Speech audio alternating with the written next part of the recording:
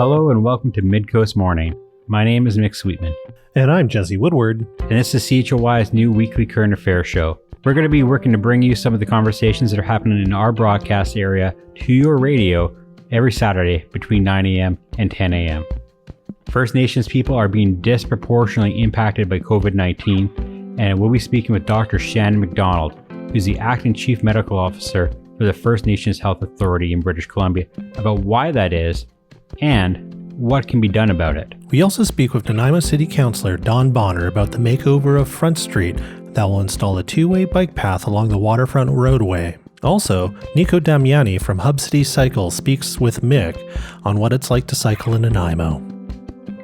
After that, Joe Pugh, Thursday host of the VIU Meter, brings us an interview of Shane Blaq from the Victoria band New Groovement about their forthcoming album and the complexities of recording music in a pandemic. We are also bringing you an interview with Diana Morita Cole, who was imprisoned in the Mendoza concentration camp for Japanese Americans in the United States during the Second World War.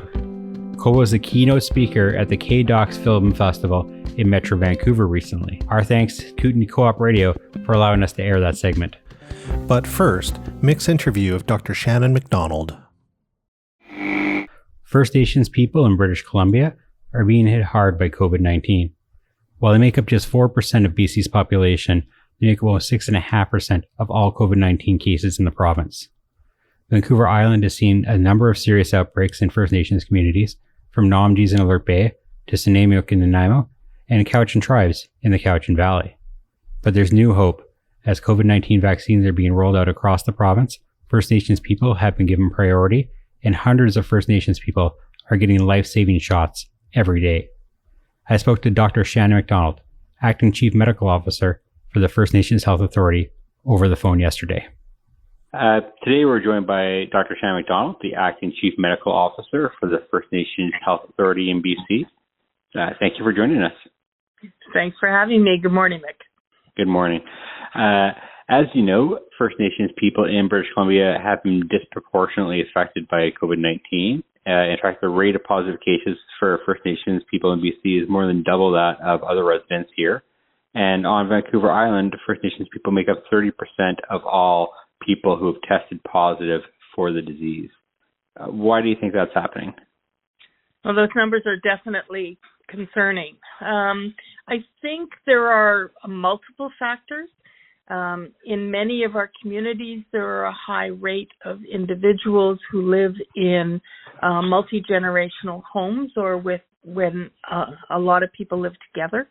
So when somebody who is positive for COVID unknowingly shares that joy with the people they live with, rather than having one person, maybe a partner, getting COVID, it could be as many as 7, 8 or more in a household. Communities are very close knit, and often there would be, despite our advice, lots of visiting back and forth, cultural ceremonies, and shared resources. So it becomes very challenging once COVID is in the community to isolate people. There aren't many locations for people to isolate in the way that there may be in larger communities off reserve. So those are all factors. The concerning part, of course, is that we have many people with serious chronic diseases that put them at larger risk for serious consequences, hospitalization, and even death. And we've seen that in our communities, sadly. Mm-hmm. So a lot of it is related to what's referred to as the social determinants of health. Is that correct? Correct. Okay. And just to follow up on that, what's being done to lower the infections among First Nations people? We've been very much supported by communities who have put extreme effort into isolating themselves. So in some communities have gone on lockdown or restricted access. on and off community. Many workplaces in community have been closed temporarily, and people are working from home.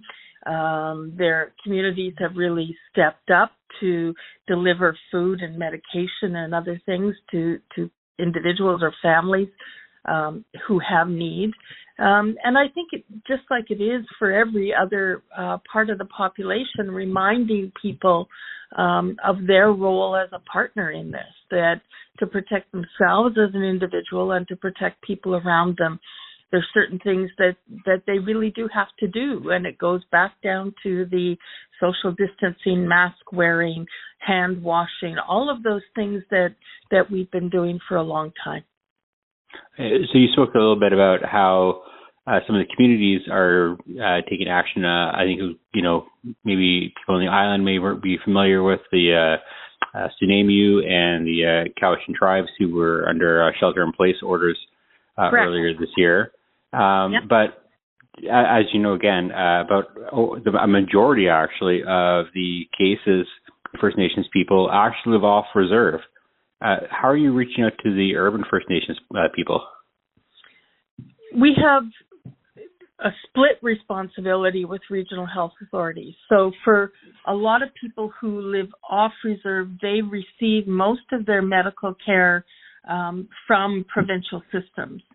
They're not restricted from receiving service on reserve, but there's certainly some limitations. However, First Nations Health Authority has a budget for isolation support. So should somebody need to isolate, we have had individuals who have stayed in hotel rooms, and our regional teams have acted to support them in that isolation. So bringing food and medication, et cetera, whatever they might need. It's a little difficult to explain how things work, partly because we have a very close relationship with Island Health and have been well supported by their system to make sure people get what they need should they become ill. And the same messages, as I said, that we've been given to people on reserve are the messages that are given to people off reserve about personal behavior and what they need to do to keep themselves well. Mm-hmm. Now, vaccines are actually rolling out now, which is great news. As of yesterday, we've used 26,041 doses. Okay, and First Nations people, they are being prioritized for immunizations. Why is it important that people get immunized? Oh, such a long story. The most important thing, of course, is at an individual level. So we don't want people to get sick, and we don't want people to be able to transmit infection to others. So we don't want people to get sick or get seriously ill or, of course, lose their lives to this infection. But also, very importantly, the people you live, work, and socialize with, you want to be able to keep everybody else well. We know scientifically that if we get about 70% of the community immunized, that it will create what's called community immunity, which makes it really difficult for that virus to spread among community members. The virus needs a human host to be able to replicate. They don't have their own DNA. So if they don't have anybody that they can transmit to, they can't replicate. And it means the whole community can stay well, or at least as many people as possible. Right. And I know FNHA has been working to make sure that people are comfortable when they get that COVID shot, and it's done in a culturally safe way. Can you tell our listeners a bit how you do that? Well, we want to make sure that people understand that it is ultimately their choice, and that our job is to give them as much good information about the immunization, the process, the potential side effects, the risks and benefits. And we've worked really hard to be communicating that. We have a lot of material on our website. We have regular webinars where people can listen in to the health professionals on the team. and that we have made ourselves available for individual questions if people have real concerns. So there's been a lot of communication. I think one of the things that's been the most exciting and really interesting to see is we have something on our website about vaccination champions.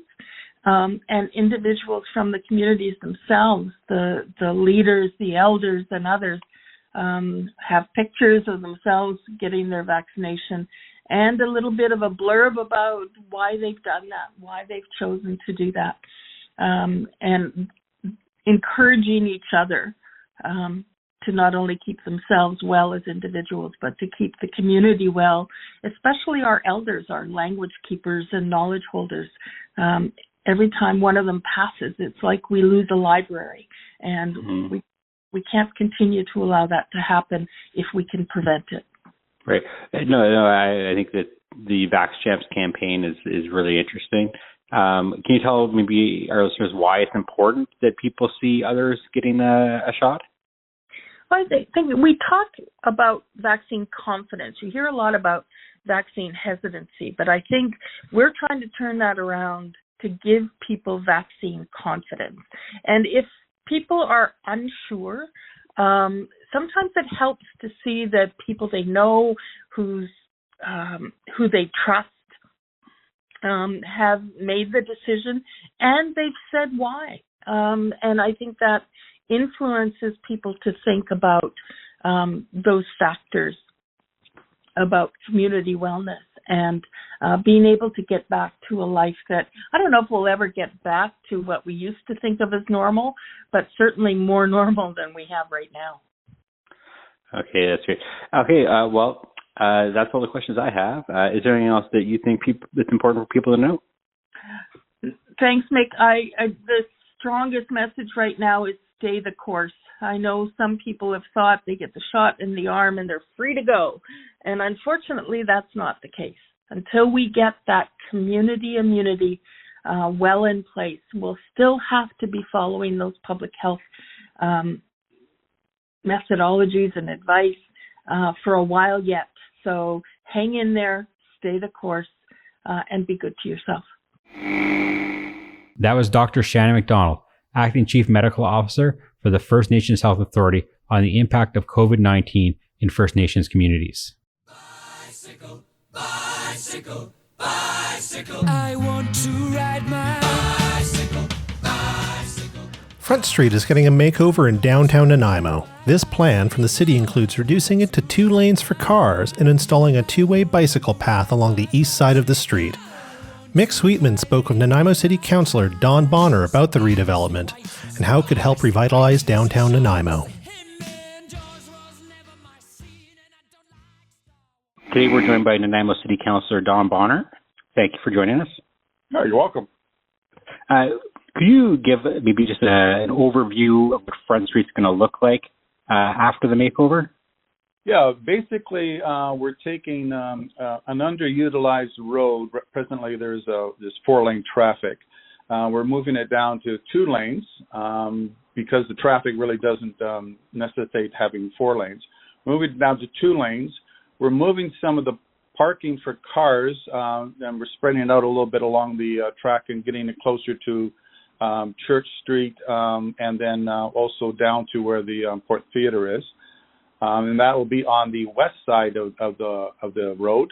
We're then we're taking the parking off the east side of the road, and we're putting in 2 lanes separated bike lane and pedestrian infrastructure. In addition to that, we're also adding a new crosswalk down near Port the Port Theatre. And then we're also increasing not increasing the numbers, but we're adding infrastructure to the bus stops along that road, where buses will then stop on the street, and which will then stop the traffic behind them and allow the pedestrians to get off on an island and then walk to the sidewalk. And the bike lanes that are being built, like how do they connect to a broader cycling network or like a plan to kind of bring all these like different bike lanes together? This is the first step of a number of bike lanes that we're trying to, we have a number of bike lanes throughout the city of Nanaimo, and we're trying to build the grid basically. So we're trying to connect them all together of ones that were built in the past. So this will be a connector between basically Estevan and connecting down to an area close to Maffeo Sutton Park. In addition to that, we'll be connecting it to the Albert Street bike lanes that were going to be built in 2022, and they will connect all the way up to the university. So we'll have biking infrastructure lanes from basically Maffeo Sutton Park all the way up to the university. In addition to part of this, we're also looking at adding bike lanes on Wallace Street to make a circle around the downtown core. Plus a number of other lanes that we're building all over the city. Some of the bike lane infrastructure will be as we're building right now, is on Metro Avenue, and that complete streets will have a separated bike lanes, and that will connect Woodgrove Mall to the E&N Trail, which will then get people downtown. So we'll have a continuous bike lane all the way down to Town Site, all the way up to Woodgrove Mall. Are you building these bike lanes because there is like a current demand for more cycle infrastructure, or is it kind of the idea that like by building them you're going to like induce demand and encourage people to cycle more in the city? Yeah, our mass transportation plan looks to have pedestrian and cycling trips doubled by the year 2041, and so this is all part of that work. That we're doing is to increase the infrastructure so that we have the ability for people to use active transportation, either walking, biking, cycling, and do it safely in Nanaimo. So we need the infrastructure to be able to encourage the people to use these modes of transportation. So we're not building for today, we're building for tomorrow when we know the demand will be there. Right. Now, there always seems to be a bit of pushback against bike lanes, maybe just from a certain segment of drivers who think that, you know, the city should be spending money on other things. What would your response to that be? This particular bike lane that we're talking about on Front Street was conceived and suggested to City Council through the work that we did on the Nanaimo Downtown Mobility Hub project. And that was one of the recommendations that came out of that extensive public consultation. To those people who don't like bike lanes, chances are it's not some piece of infrastructure they're going to use that much. But we have more people and more people using bikes in our city. We have more people walking. So it's important that we create this infrastructure for those folks. We need to have safe streets so people will walk, and safe streets so people will drive their bikes. So to those folks who don't like bike lanes, they are in the minority, but I appreciate what they're saying. It's just that we now need to provide infrastructure for all modes of transportation. Nanaimo has declared a climate emergency when this council first started its mandate, and this type of work, this type of infrastructure is necessary to help mitigate that climate change. And a lot of our listeners may be listening to this in the car. What's the plan for construction on Front Street? Like, is it going to close lanes? Is it going to be closed for a certain period? This actually will be a fairly quick job. We expect it to be done in short order before the summer. It'll probably have there'll probably be. I'm not the person designing it, or certainly not the person doing the work. But I would imagine there'll be times where there'll be some construction there. There'll be probably traffic detours, or flag people on the road, that sort of thing. I don't expect the road to be closed down completely like we're doing in Metro Drive, though. And just the final thing for me is just people are going to want to know how much this is going to cost them. Is it something that's funded entirely through property taxes, or are there different levels of government that are helping out here? there's various levels of government helping out in this particular project. And in addition to that, we're combining the bike lanes with some other work that needs to be done on Front Street. So when we first started this project, there were some issues with electrical connections and a number of other issues on the street that are also being dealt with at the same time. So the project went from $400,000, which is basically the cost of the bike lanes, to about $1.2 million, which is where the tender came in.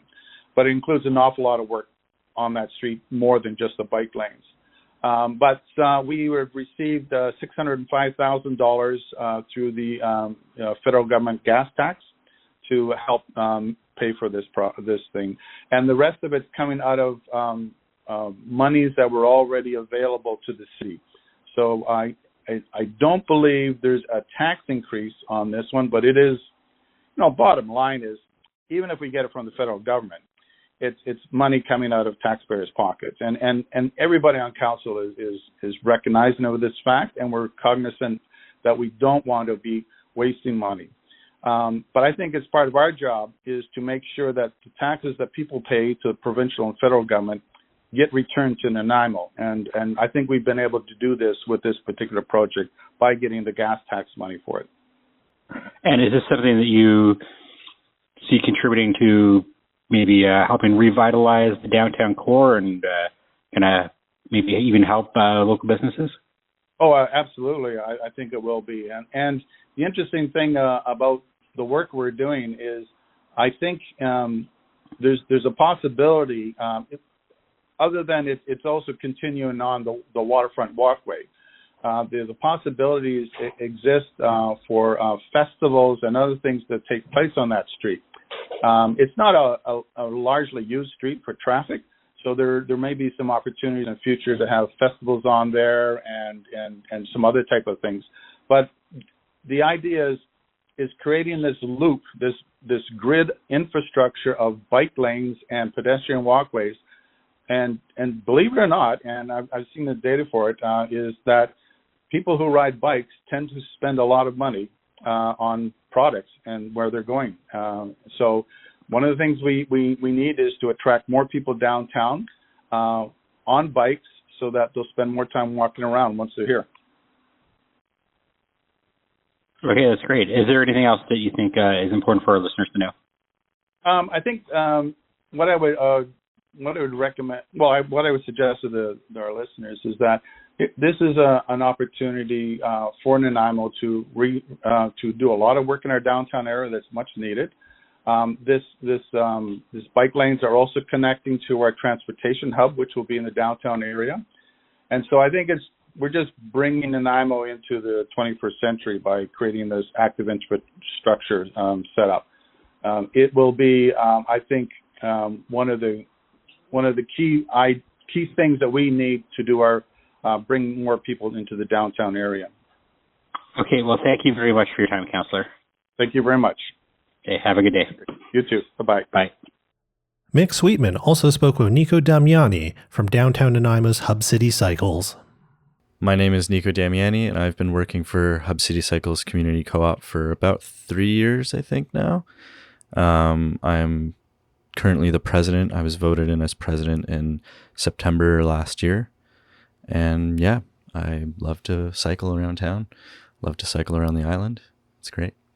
Yeah. So what do you think about the new bike lanes going in on Front Street? I think it's a great idea for connecting the Departure Bay Ferry to downtown for people who want to come visit post-pandemic specifically. I also think it's great just to start connecting more bike lanes together in the city because there are so many disparate pieces of bike lanes and it's hard to sort of get from point A to point B without getting off the bike lanes and going onto the road. Okay. Now, what's your experience been as a cyclist in Nanaimo? Like, what's it like out there on the streets right now? It's getting better, definitely, but it's very hilly. Definitely trying to avoid major roads because I find a lot of drivers of vehicles are pretty aggressive towards cyclists, or, there's certainly a lack of education from both automotive drivers and cyclists around how to share the road properly, so that can become dangerous sometimes. Now, you actually, you work here in the downtown. How do you see this project contributing to like a revitalization of the downtown area?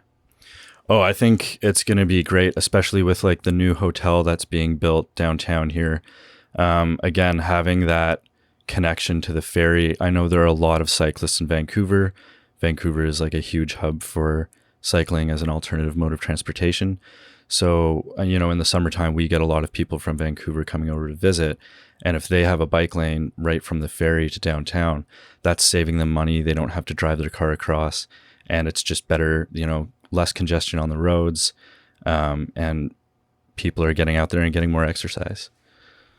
Okay. Now, have you had any like negative experiences on the road or anything that's been a little sketchy?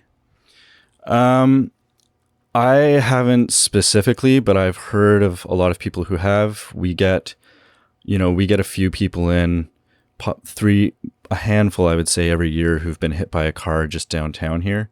So like that intersection at Albert and like where Albert and Commercial and Victoria meet, that's a particularly bad intersection. I know like a lot of people get hit there. So yeah, it's a work in progress. And is there anything that you would like to see the city do with the bike lanes that maybe like isn't in this immediate plan? I've spoken with them a little bit about what their future goals are for the bike lanes, and they've heard a lot of cyclists' input. So I think they're going to be doing mostly what we've been asking, is the hope anyway. But again, connecting a lot of the disparate elements, connecting the E&N trail to trails in the south here. That's a big thing. I get a lot of people asking me like, where do we find the E&N trail? Making that more accessible, more signage, more bike lines being connected. Yeah. Okay. And, we're blessed pretty much with like fairly bikeable weather here year round. Is this something that you see happening like more in the summertime? Do you see increased use, or is this something like that you're seeing year round? I'm seeing it year round. There are a lot of our customers, our members, they commute every day to work with their bicycles. I've even had a couple of customers come from Ladysmith to get work done on their bike because they need it for work and there's not a shop in Ladysmith.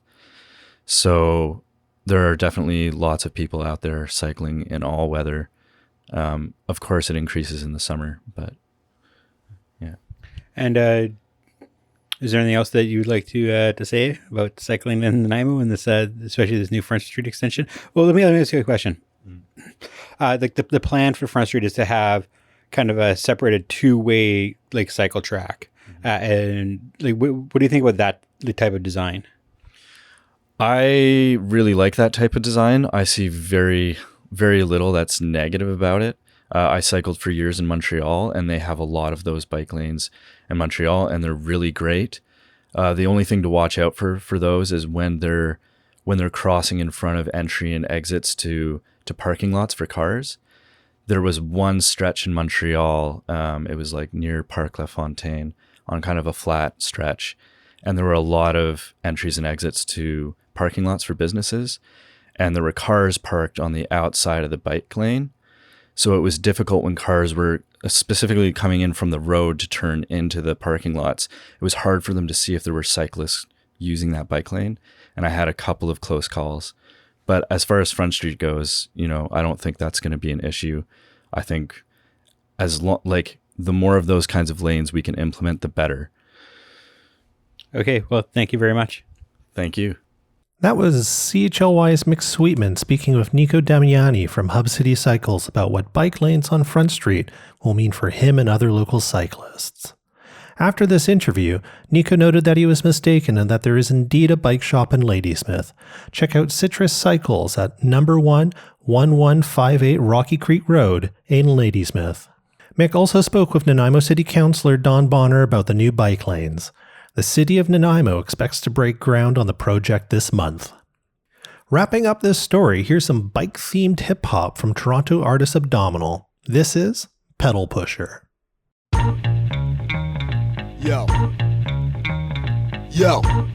it's Abdominal, Einstein on the beat, push a pedal. Put my foot to the pedal, slip it in a basket. No helmet, so maybe I'll end up in a casket prematurely. Yo, knock on oak, Abdominal. Rocket on spokes, resting a rubber by Continental on a vintage frame from Yelly made of metal mid-80s, factory pink with a white trim. Not following, I know cycling, my man. Legs like Tyson's, 31 years old, still don't have my driver's license for real. Automobile and big ups to all those people pushing those two wheels. Before I had this mic career, I was on the streets hustling as a bike courier. Now I'm catching transatlantic flights, but when the tour is done, it's back on the bike. Climbing a scent, so when I'm rhyming my breath, never ending like as if I had a mind for a chest. Treat a beat like the Tour de France versus earning me the yellow jersey like Lance. Uncontested champ with consecutive wins. Clockwise wheel motion like a record that spins. All day in the saddle till my tush hurts. Abs, certified pedal pusher. I'm a pedal pusher, push pedals like crazy. From A to B, I'm a pedal pusher, push pedals all day, B. From A to B, I'm a pedal pusher, push pedals like Daisy. From A to B, I'm a pedal pusher. I push pedals and I say eat my dust, but it's already settled. Drove the bike so fast, I heard the rubber burn.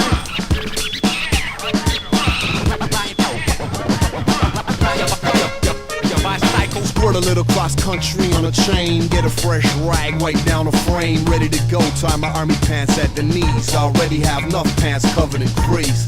Slip on a disc, man, eyes so sharp. They do the listening while supplying vision at the same time. Waste no time to slide my ride into a break in the line of traffic. Don't ask me why, man, for some reason I need a matchstick in between my lips to help me concentrate till I hit that zone where there's no need to contemplate. Every movement, muscle memory, computing conclusions quicker than the thinking mind. Strictly relying on instincts to wind through this river of crime. Exhaust pipes, potholes, pigeons, streetcar tracks you could slip in, pedestrians, potential door prizes, pretty girls to divert your eyes at that crucial juncture.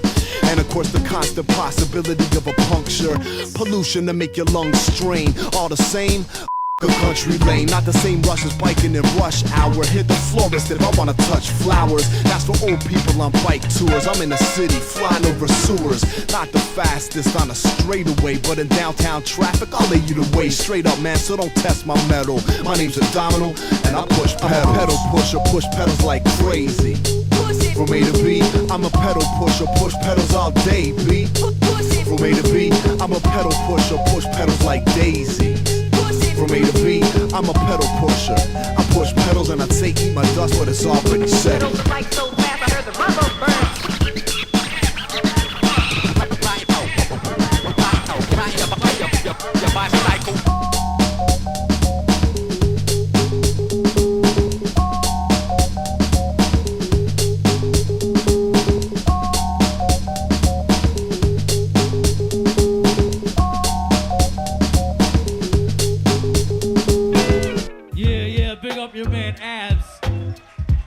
AKA Lance Armstrong. You could see him on the bicycle flying down Lansdowne.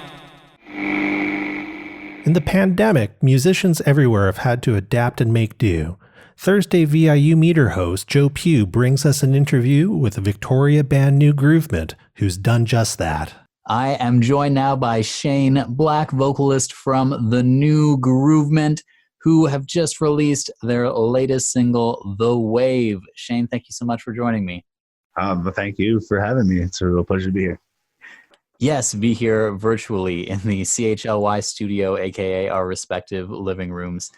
So how does it feel to be releasing new music in these times? It's relieving. It's relieving to finally be able to get some more music out. And, you know, during these times, as you put it, it's been really rough just to kind of make music happen. So, you know, luckily we had a lot of time just before all of this started to write a bunch of music. And then as things progressed, we slowly got things recorded, you know, one at a time kind of thing. And then after all was said and done, here we are with everything mixed and mastered and ready to go.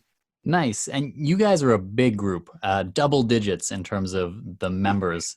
Yeah, there's 10 of us. What is that like, making music in COVID times with a 10-person ensemble? It's pretty hard. It's pretty non-existent. Like I said, there was a lot of music written beforehand, which was great. But it's a little bit harder in these times. There was times before, restrictions went back up that we were able to come here. This is a studio that I'm a partner in called Quadratic Sound. And we have a room right next door that that is how I got connected with this place, is the band's been jamming here for years.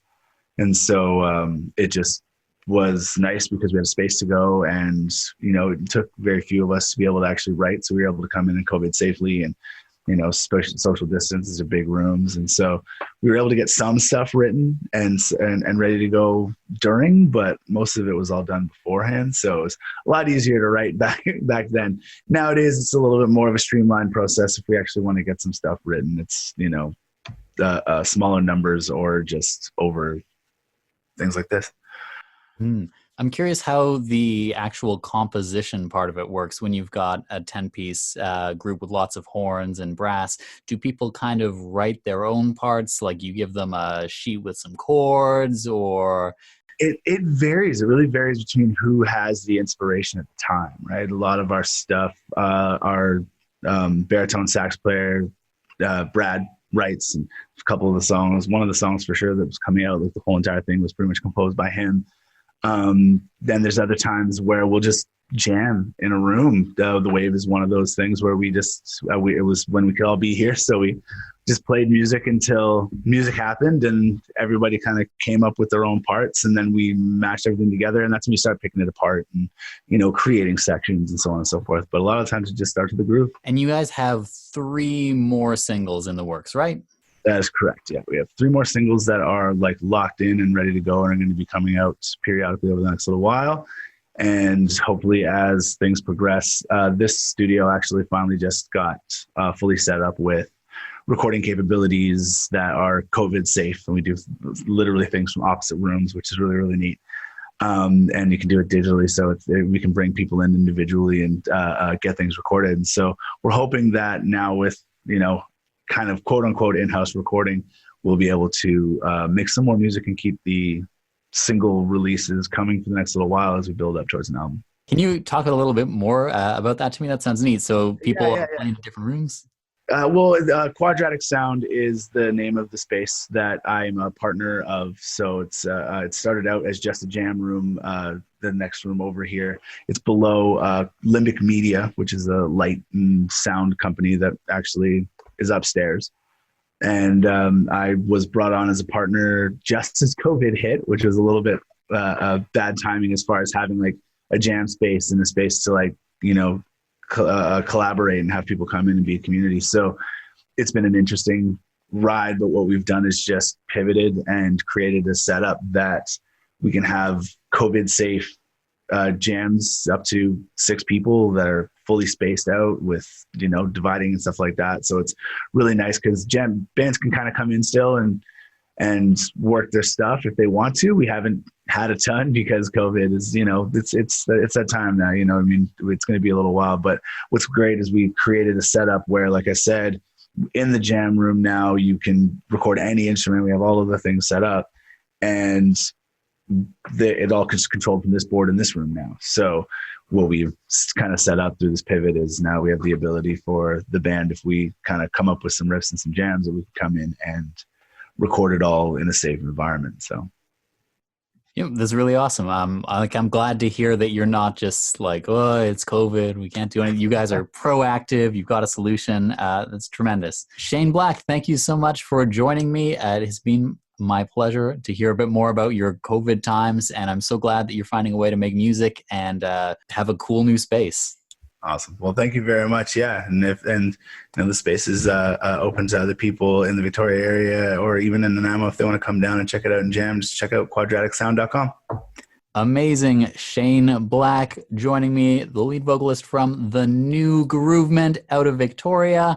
Here is The Wave.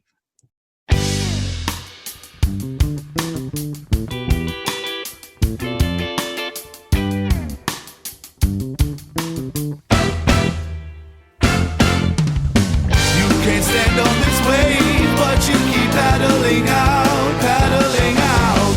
You can't stand on this wave, stand on this wave, so you go down. You cannot handle the storm what are you battling for? Corruption, injustice is long, must just be lusting for war. Love should be coming up more, but you keep rubbing the sore till it festers, gets infected, and you have to cut it off. We stick to infight instead of staying enlightened. Internet debates enticing, regulations changing, tighten, but you stay divisive instead of being decisive. Could have saved your life to fight the fight that was worth fighting. You can't stand on this wave, but you keep paddling out, paddling out. You can't stand on this wave, stand on this wave, so you go down, down. You can't stand on this wave, but you keep paddling out, paddling out. You can't stand on this wave, stand on this wave, so you go down, down, down. You are just caught in the foam. Life crashes down and you roll. Try not to drown while also trying to gain control. Everything you say you know is constantly in question. Ideologies are mentioned without logic or intention. When freedom of expression ends up causing all the tension with your comments and your mentions, you're the problem you're lamenting. We are all the victims of deception, but we'll never learn our lesson without connection and deeper introspection. You can't stand on this wave, but you keep paddling out, paddling out. You can't stand on this wave, stand on this wave, so you go down, down. You can't stand on this wave, but you keep paddling out, paddling out. You can't stand on this wave, stand on this wave, so you go down, down, down. Said you go down, down, down. Yeah. Said you go down, down, down. Hey, yeah. Said you go down, down, down. Said you go down. You can't stand on this wave, but you keep paddling out, paddling out. You can't stand on this wave, stand on this wave, so you go down, down. You can't stand on this wave, but you keep paddling out, paddling out. You can't stand on this wave, stand on this wave, so you go down, down, down. During the Second World War, hundreds of thousands of people of Japanese origin were interned in isolated camps in the United States and Canada. Diana Morita Cole, who now lives in Nelson, British Columbia, was born in one. Darren Davidson from Kootney Co-op Radio spoke with her about her experience growing up in the camps. 78 years ago, Executive Order 9066 paved the way to the profound violation of constitutional rights and resulted in the forced incarceration of 120,000 Japanese Americans. One of them was Diana Morita Cole. She now lives in Nelson. In 2013, Miss Cole wrote a memoir about her experiences and those of her family called Sideways: Memories of a Misfit. Her life began in the Mid-Dakota concentration camp in the United States. She has appeared on KCR before, and she's back with us today on account of the fact that she is the keynote speaker at Metro Vancouver's premier social justice documentary film festival, Kwantlen Polytechnic University's KDocs, March 12 to 21. Diana, thanks for joining us. How are you doing this morning? Fine. Thank you very much for inviting me. Yeah, great to have you on the show and welcome aboard. Diana, the Film Fest opening night presentation is a documentary entitled And Then They Came For Us. It features actor George Takei, famous for his longtime role in the Star Trek franchise, and many other Japanese Americans who were incarcerated in World War II. You and your family were amongst those tens of thousands who were forcibly removed and imprisoned. You were in fact born in a prison camp. Take people back to your family's home in the Hood River Valley in Oregon and share with us a little bit of that part of your life. Well, my dad was an orchardist in the Hood River Valley, just outside of the town of Hood River. He raised delicious apples and strawberries. My paternal grandfather and grandmother ran a successful tofu-ya in Hood River, but my forebears were forbidden to own property. So my father was forced to lease the land he cultivated, and my grandparents were forced to rent the store that they ran. None of them were allowed to apply for citizenship due to racist laws. But settlers of European descent had no problem gaining citizenship or owning property. All 8 of my older siblings were born in Hood River.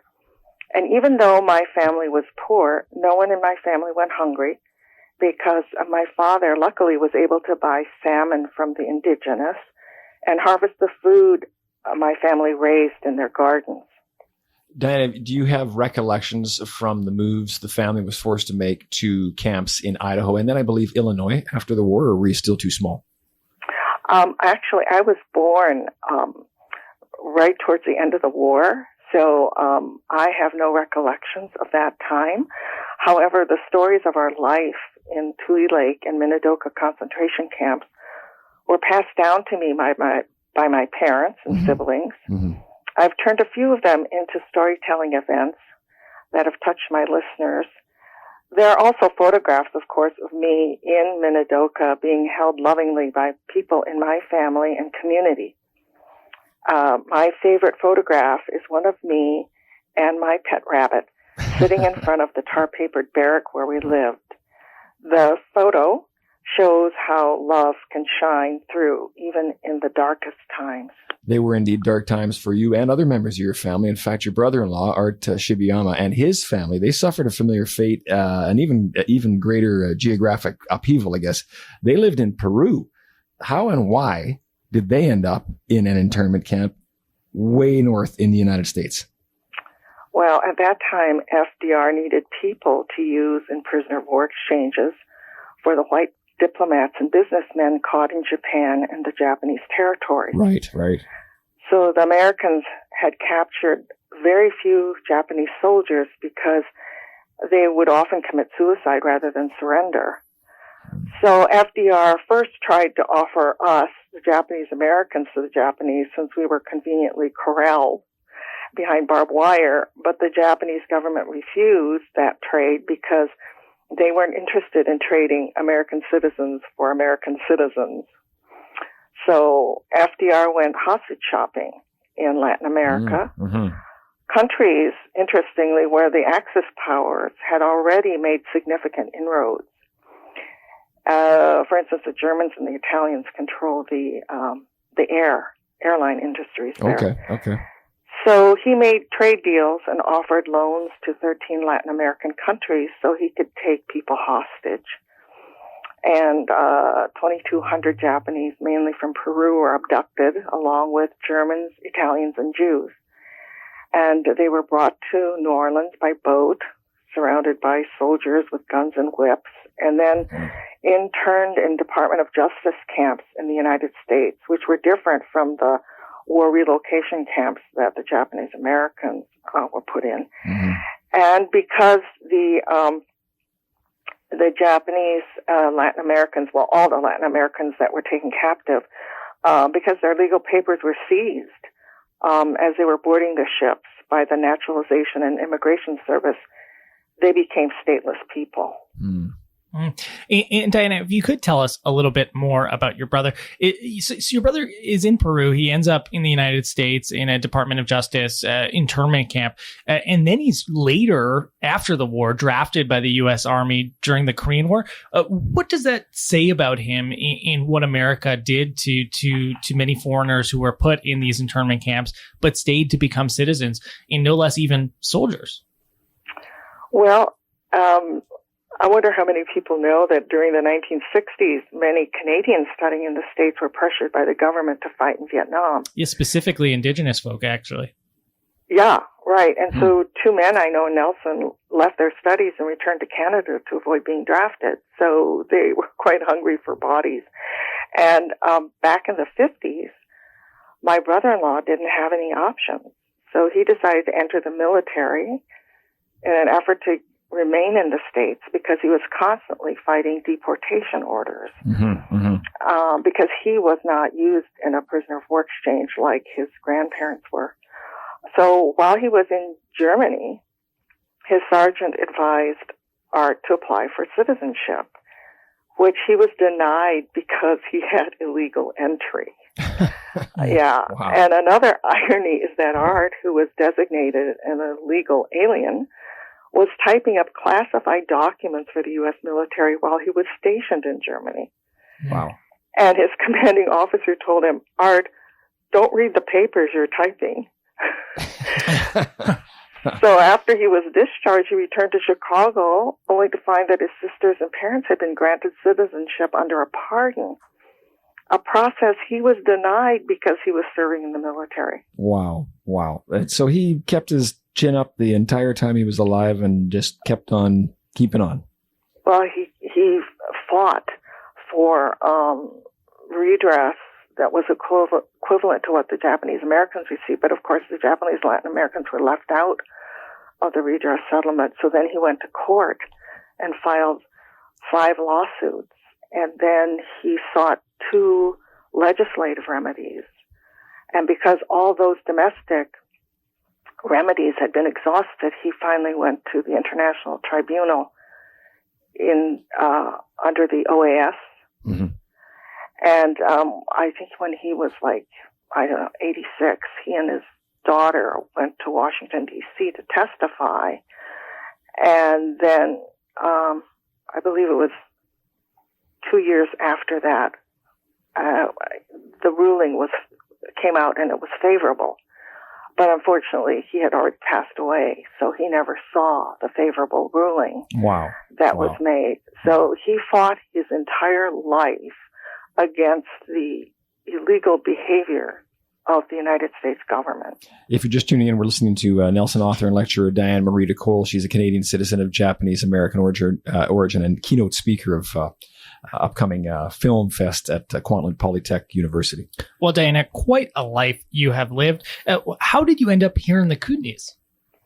Oh, well, my husband and I have lived in Canada for a long time, over 50 years. But in 2006, he was offered a job as the chief librarian of the Nelson Public Library. So we decided to make the trek across from Cape Breton to Nelson and have lived here ever since. I think this is the longest place we've lived in Canada. Yeah, so we love the skiing and the hiking and the swimming and the arts community. So it's been a very favorable move. Yeah, Diana, some of your work is recommended reading and often cited by university level ethnic and cultural courses around North America. As somebody who has suffered severe racism and seen it firsthand through the lens of of American political upheaval, what advice do you have for us as individuals and as a democratic society if we are to avoid a repeat of last century's wrongs? Well, I think we need to value truth above all things and to hold ourselves, our society, and our institutions accountable for what they do. It's important for us to value the truth tellers, the whistleblowers, and the marginalized. Their insights can lead us to a future of uncompromising virtue, health, and spiritual power. Thanks so much for joining us today, Diana. We really, really appreciate it, and we look forward to chatting with you again. Thanks a lot, Diana. Thank you so much, Darren. Yeah. Thanks a lot. Bye. And that's our show for today. Thank you so much for listening. Midcoast Morning is hosted and produced by myself, Mick Sweetman, with production assistance from Jesse Woodward and Arby Frew. Our theme music is Good Company from the Nanaimo band Venice. Find their music on Bandcamp. Support Midcoast Morning is a project of CHLY's news department by making a donation at chly.ca/donate. Have a business or a nonprofit? Sponsor the show. Email sales@chly.ca to learn more. Have a story you'd like us to cover? Email us at news@chly.ca or give us a phone call and leave a voicemail at 778-441-4543. Midcoast Morning is funded in part by the Community Radio Fund of Canada and Heritage Canada's Local Journalism Initiative.